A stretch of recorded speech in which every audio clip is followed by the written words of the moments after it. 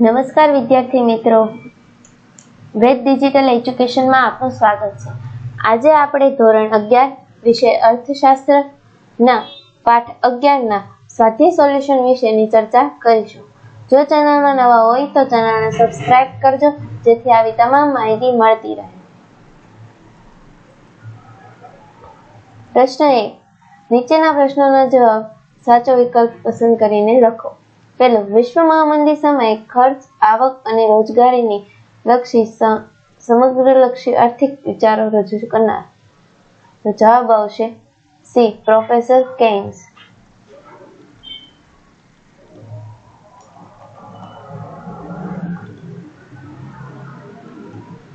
બીજું, ભારતીય ગ્રંથોમાં અર્થશાસ્ત્ર અંગે રજૂ થયેલા વિચારોમાં કયા ગ્રંથનું અગ્રસ્થાન છે?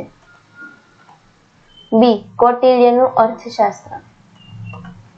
ત્રીજું, કૌટિલ્યએ રાજ્યની આવકના મુખ્ય કેટલા સ્ત્રોત દર્શાવ્યા છે? 7। વિડીયોને આગળ વધારતા પહેલા આપણી એપ્લિકેશનની માહિતી લઈ લઈએ। પ્લે સ્ટોરમાં જઈને વેદ ડિજિટલ એજ્યુકેશન નામની એપ્લિકેશન તમે અહીંથી ડાઉનલોડ કરી શકો છો। ત્યારબાદ આ પેજ ખુલતા તેમાં તમારો મોબાઈલ નંબર ડાયલ કરીને સેન્ડ ઓટીપી આપવાથી આ પેજ ખુલશે। આ પેજમાં એક્ઝામ પેપરમાં એકમ કસોટીના દરેક પેપરો જોવા મળશે। આ પેજ ખોલતા દરેક ધોરણો જોવા મળશે। તમે તમારા ધોરણ પર ક્લિક કરવાથી તમારા વિષયો જોવા મળશે। કોઈ પણ વિષય પર ક્લિક કરવાથી તેમના પાઠ જોવા મળશે। પાઠ પર ક્લિક કરવાથી પાઠની સમજૂતી, અભ્યાસ સોલ્યુશનો, સ્વાધ્યાય સોલ્યુશનો અને સ્વ-અધ્યયન પોથીના સોલ્યુશનો અહીંથી મળી જશે। વિડીયોને આગળ વધારતા ચોથું, અન ટુ ધ લાસ્ટ પુસ્તકના લેખક કોણ છે? બી, રિસ્મેન।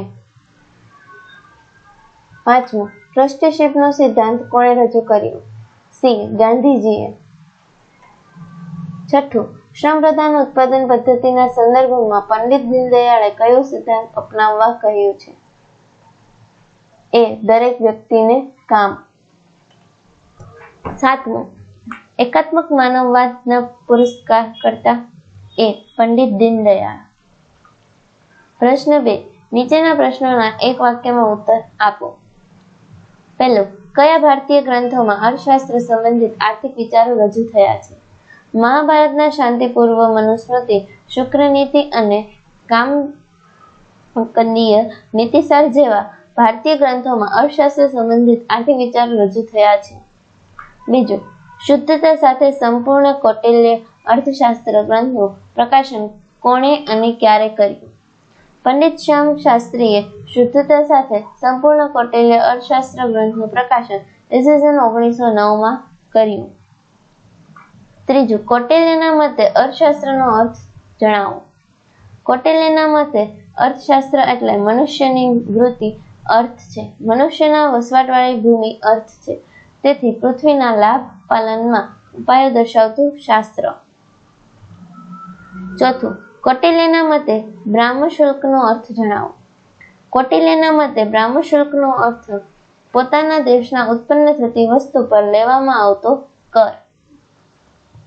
પાંચમું, થોરોના વિચારમાંથી ગાંધીજીએ કયા વિચારો અપનાવ્યા? થોરોના વિચારમાંથી ગાંધીજીએ સાદું જીવન અને ઉચ્ચ વિચાર તથા સ્વૈચ્છિક ગરીબીના વિચારો અપનાવ્યા। છઠ્ઠું, ગાંધીજીના મતે સર્વોદયનો અર્થ જણાવો। ગાંધીજીના મતે સર્વોદય એટલે સર્વનો ઉદય।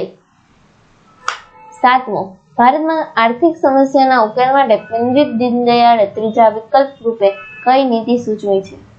ભારતમાં આર્થિક સમસ્યાના ઉકેલ માટે પંડિત દીનદયાળે ત્રીજા વિકલ્પ રૂપે એકાત્મક અર્થનીતિ સૂચવી છે। આઠમું, પંડિત દીનદયાળના મતે ભારતમાં ઉત્પાદનની કઈ પદ્ધતિ વધારે અનુકૂળ છે?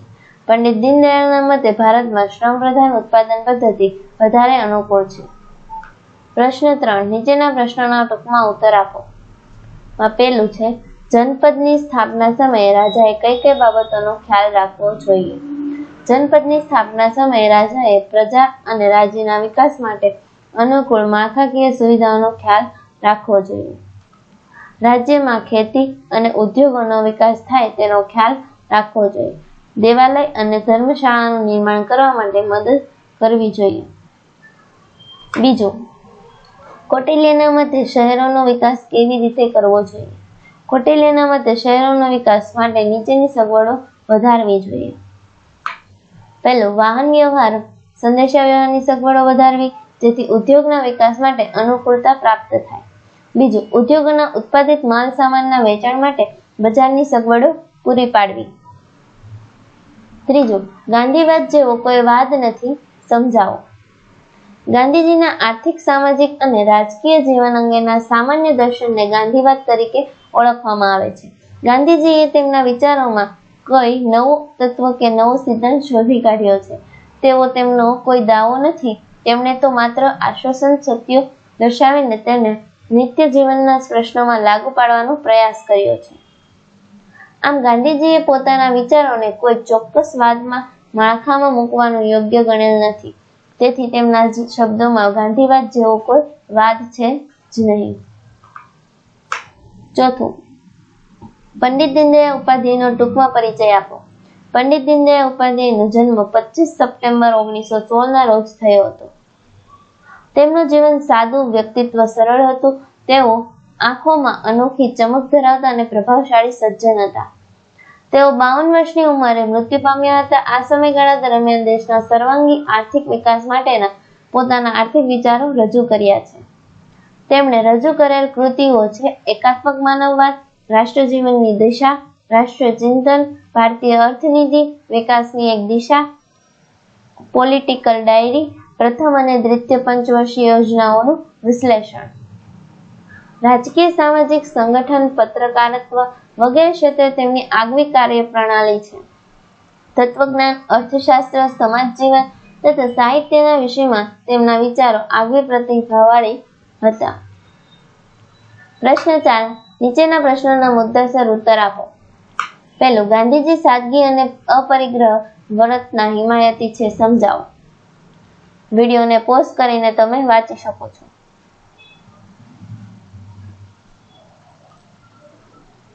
બીજું, પંડિત દીનદયાળના મતે આર્થિક સમસ્યાના ઉકેલ માટે સંયમિત ઉપભોગની નીતિ છે યોગ્ય, વિગતે સમજાવો.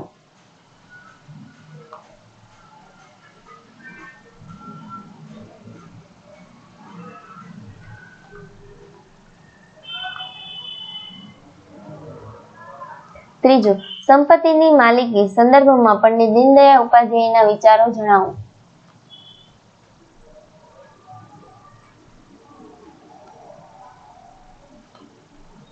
પ્રશ્ન 5. નીચેના પ્રશ્નોના વિસ્તારપૂર્વક ઉત્તર આપો.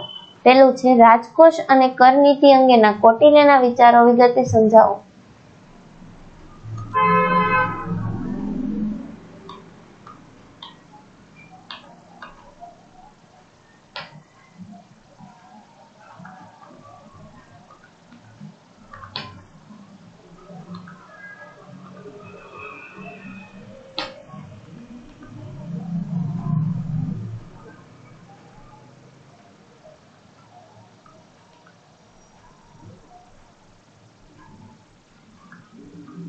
બીજું, કૃષિ, પશુપાલન અને ઉદ્યોગ અંગેના કૌટિલ્યના વિચાર સ્પષ્ટ કરો.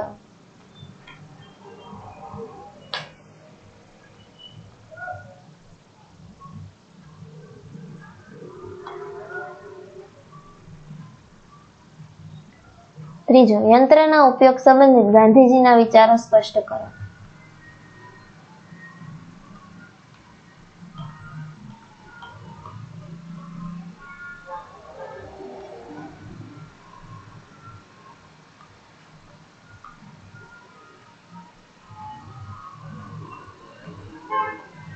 ચોથું, ગાંધીજીએ રજૂ કરેલ ટ્રસ્ટીશીપનો સિદ્ધાંત વિગતે સમજાવો.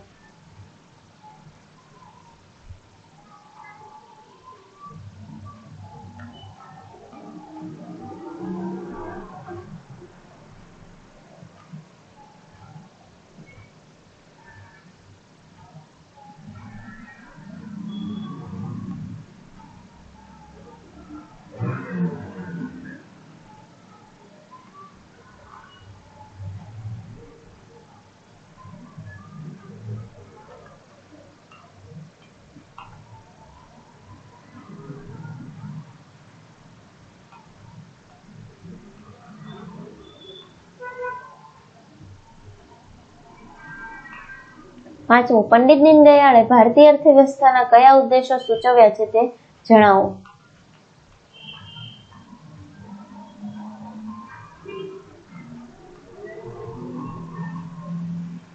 Thank you.